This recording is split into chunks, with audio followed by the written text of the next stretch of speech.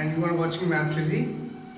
पिछले क्लासेस में हम लोगों ने इलेक्ट्रिसिटी पे बहुत सारे टॉपिक्स को पढ़ा, जैसे potential difference, series parallel connections.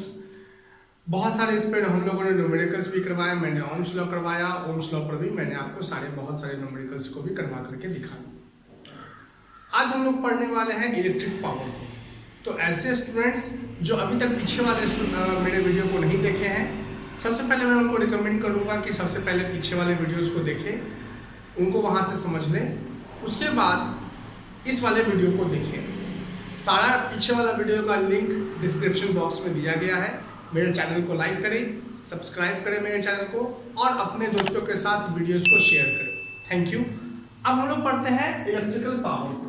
क्या होता है ये इलेक्ट्रिकल पावर?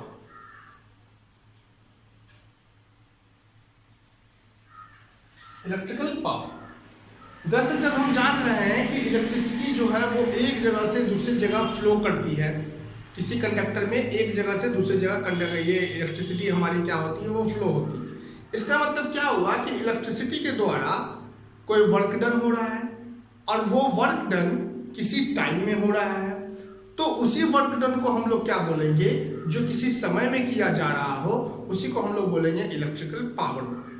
ठीक है, इलेक्ट्रिकल पावर को हम लोग सिर्फ पावर ही बोल सकते हैं, या फिर इलेक्ट्रिकल पावर बोलिए, कोई दिक्कत नहीं। इसका मतलब क्या हुआ कि इलेक्ट्रिकल पावर जो है वो W/T होता है।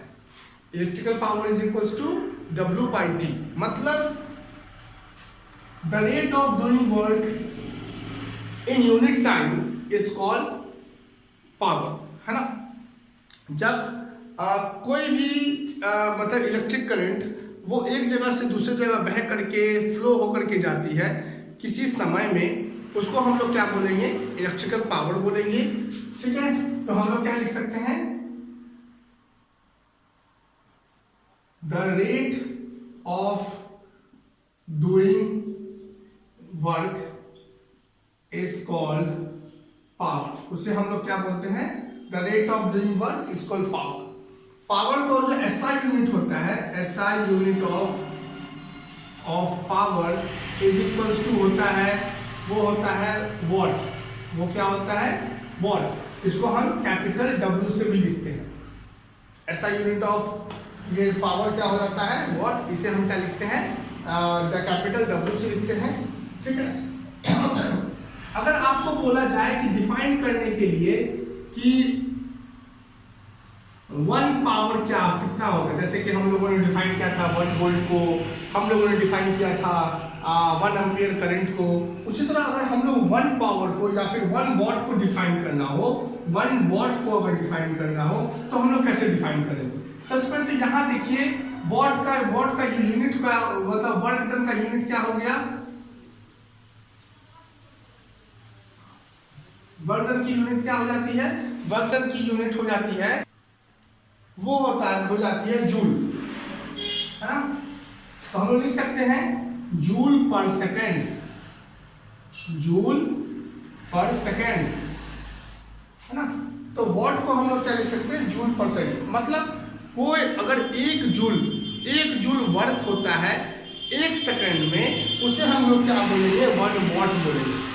कोई अगर 1 जूल वर्क होता है, इसके द्वारा, इलेक्ट्रिसिटी के द्वारा, अगर वो 1 जूल वर्क करता है, मतलब एक जगह से दूसरी जगह बह करके गया, और वो कितना जूल काम किया, 1 जूल काम करता है 1 सेकेंड में, तो उसे हम क्या बोलेंगे, उसे ही हम बोलेंगे 1 वॉट बोलेंगे। ठीक है, कोई दिक्कत है? आगे बढ़ते हैं।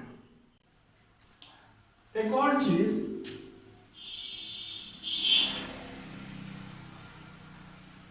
अगर 1000 वॉट हो, सपोज कि मतलब वर्क डन जो हो रहा है 1 सेकंड में, वो 1000 वॉट का हो रहा है, तो उसको हम लोग क्या बोलेंगे कि कितना एनर्जी हो रहा है, 1 किलोवाट, 1 किलोवाट। ठीक है, उसे हम क्या बोलते हैं, 1 किलोवाट। मतलब क्या हो गया, 1000 watt is equals to 1 kilowatt हो जाता है। यहाँ तक में कोई किसी को प्रॉब्लम नहीं होनी चाहिए, आई थिंक। अब हम लोग बढ़ते हैं आगे कि कुछ फॉर्मूलेज होते हैं जिसके द्वारा आगे हम लोग क्या करेंगे, न्यूमेरिकल्स बनाने में हम लोग को सहायता होगी। न्यूमेरिकल्स हम लोग बड़े आसानी से न्यूमेरिकल्स को हम लोग सॉल्व कर सकते हैं।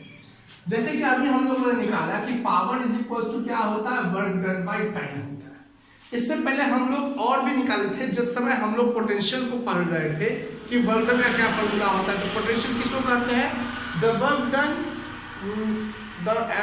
Work done from which the work done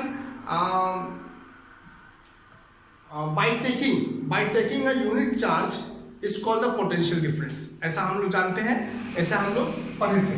तो इसका मतलब क्या हुआ कि अगर सपोज करिए कोई एक चार्ज अगर Q चार्ज सपोज करते हैं कि वो इनफाइनाइट पे रखा गया है और उसे किसी स्पेसिफिक पॉइंट पर ले करके आते हैं, तो इसका मतलब चार्ज का डिस्प्लेसमेंट हो रहा है, चार्ज कुछ ना कुछ डिस्टेंस ले रहा है, जिसकी वजह से क्या हो रहा है, वर्क डन कुछ होगा। तो ये जो वर्क डन हो रहा है इसी को हम लोग क्या बोलते हैं, पोटेंशियल डिफरेंस बोलते हैं, जो कि हम लोग V से लिखते हैं। पोटेंशियल डिफरेंस बोलते हैं हम लोग यहाँ पे V से लिखते हैं। और ये भी मैंने बताया था कि पोटेंशियल डिफरेंस जो होता है वो होता है V equal to W/Q। Work done for removing a unit charge is called potential energy, sorry is called potential, है ना। और पोटेंशियल डिफरेंस तो भी हम लोग जानते हैं कि पोटेंशियल डिफरेंस उसको बोलते हैं जब मतलब दो या दो से ज्यादा चार्जेस को एक साथ किसी एक पॉइंट पर लेकर के आते हैं, उन सभी का जो वर्क डन का जो डिफरेंसेस होते हैं उसी को हम लोग क्या बोलते हैं, पोटेंशियल डिफरेंस बोलते हैं। इसकी भी SI यूनिट क्या होती है, वो वोल्ट ही होती है। तो फिलहाल वो सब चीज हम लोग पढ़ चुके हैं। अभी हम लोग चलते हैं पावर पे। हम लोग ये जानते हैं कि W इज इक्वल्स टू होता है V इक्वल्स टू होता है W/Q। V is equals to क्या होता है, W/Q, मतलब potential is equals to work done per unit charge. हम लोग ये चीज जानते हैं। और हम लोग ये भी जानते हैं कि ये जो Q इज इक्वल्स टू जो होता है वो Q का जो वैल्यू होता है Q equals to IT। Q equals to IT मतलब चार्ज जो होता है वो प्रोडक्ट होता है करंट और टाइम के प्रोडक्ट होता है। अब हम लोग क्या कर रहे हैं, ये जो वैल्यूज है वो हम यहाँ पे पुट करने की कोशिश करते हैं। हमारे पास तो एक तो फॉर्मूला हमारे पास है P is equals to means power is equals to work done per unit time, ये हमारे पास है। इसी से और भी ज्यादातर फॉर्मूलेस को हम लोग क्या करेंगे और डिराइव करने की कोशिश करेंगे। तो हमारे पास क्या हो जाएगा, P इज इक्वल्स टू हमारे पास W/T। अब हम लोग जानते हैं ये V इक्वल्स टू क्या जानते हैं हम लोग, W/Q को जानते हैं। तो यहाँ से W इक्वल्स टू क्या हो जाएगा, V इंटू Q हो जाएगा, V इंटू Q हो जाएगा। अब हमारे पास Q का भी वैल्यू है, Q इक्वल्स टू IT होता है। इसका मतलब W इज इक्वल्स टू क्या हो जाएगा, V और Q के जगह पे हम लोग क्या लिख सकते हैं, IT लिख सकते हैं, तो VIT हो जाएगा। तो W इज इक्वल्स टू क्या हो गया, VIT हो गया। अब हम लोग क्या करेंगे, इस P जो हमारे पास है, जो हमारे पास फर्स्ट इक्वेशन है, उसमें क्या करेंगे, W का वैल्यू को पुट करेंगे। तो P इक्वल्स टू क्या हो जाएगा, VIT/T। ओके ठीक है, ये T से T कैंसिल हो जाएगा, तो पावर का एक नया फॉर्मूला आ गया VI, या फिर IV बोलिए या फिर VI बोलिए। पावर का एक नया फॉर्मूला आ गया हमारे पास, पावर इक्वल्स टू VI, है ना। ये हमारे पास पहला फॉर्मूला हो गया पावर को फाइंड करने का। ये हमारे पास सेकंड फॉर्मूला हो गया। अब हमारे पास चलते हैं आगे फॉर्मूला की तरफ। हमारा जो थर्ड फॉर्मूला आएगा वो हम लोग कैसे पता करेंगे। हमारे पास जो थर्ड फॉर्मूला आएगा, तो मैं यहाँ लिख रहा हूँ थर्ड फॉर्मूला कैसे हम लोग लिखेंगे। हमारे पास क्या है, P is equals to VI है। मैंने अभी क्या किया, यहाँ से फाइंड करके आपको दिखाया P is equals to VI। अब हम लोग ओम्स लॉ से भी जानते हैं, हम लोग ओम्स लॉ से क्या जानते हैं, V इक्वल्स टू IR होता है, ठीक है। हम लोग ये ओम्स लॉ से जानते हैं, ओम्स लॉ से हम लोग जानते हैं V equals to IR by Ohm's law.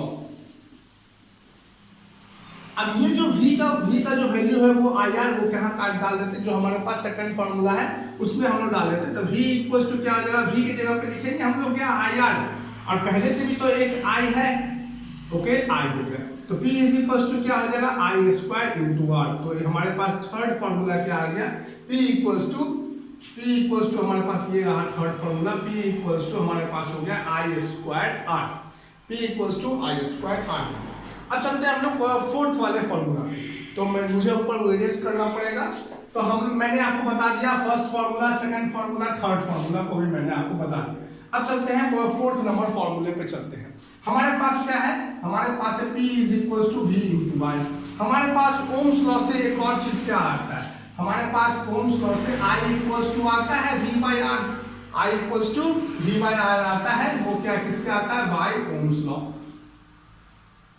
कोई दिक्कत नहीं। अब ये i का जो वैल्यू है वो हम लोग इस मेन फॉर्मूला जो हमारे पास सेकंड नंबर का फॉर्मूला था उसमें क्या करते हैं हम लोग पुट कर देते हैं। v इक्वल्स टू क्या हो जाएगा v, और i की जगह पे हम लोग क्या लिखेंगे v बाय r, तो हमारे पास हो जाएगा v स्क्वायर बाय r। ये हमारा फोर्थ नंबर फॉर्मूला है, p is equals to v square by r। ये हमारे पास चार फॉर्मूला है। हमारे पास कौन से फॉर्मूलाज हो गए, हमारे पास फॉर्मूला हो गया, पहला फॉर्मूला था p is equals to w by T, work done per unit time, okay ठीक है हो गया।